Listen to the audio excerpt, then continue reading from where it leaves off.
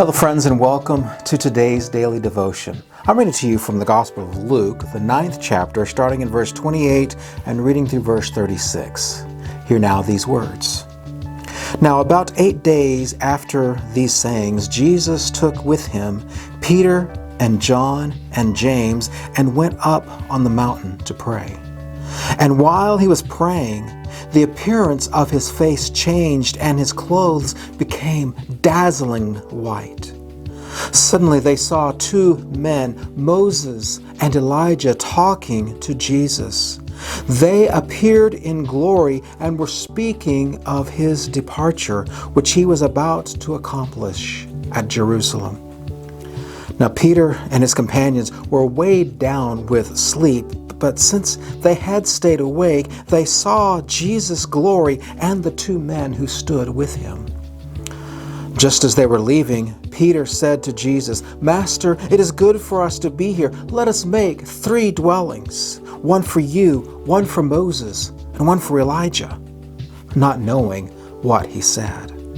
While Peter was saying this, a cloud came and overshadowed them, and they were terrified as they entered the cloud. Then from the cloud came a voice that said, "This is my Son, the chosen. Listen to him."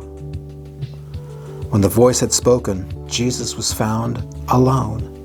And they kept silent, and in those days told no one any of the things they had seen. This scripture passage is one that I find to be quite fascinating because we have a story of Jesus revealed in his glory as the Son of God and not simply veiled as the Son of Man. Jesus is both fully divine and fully human. And here we hear the voice of God the Father saying, "This is my Son, listen to him." Today we're beginning a journey from this point in Luke's Gospel all the way to the end of the book as we enter the season of Lent. Today is known as Shrove Tuesday or Fat Tuesday. It is the day before Lent begins with Ash Wednesday. And so today we start looking at what we should be doing throughout the season of Lent. It's called Fat Tuesday because in ancient times, I shouldn't say ancient, in previous centuries, people would not eat any fat during Lent. And so any form of fat, whether it was in the form of butter or cream or animal fat like lard, all of these things had to be removed from the home. And so people would use it up on Fat Tuesday.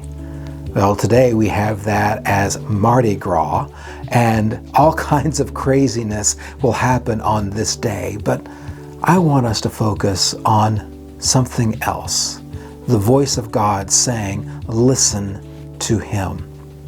And so this Lenten journey, I invite you to walk beside me as we listen to Jesus in the Gospel of Luke.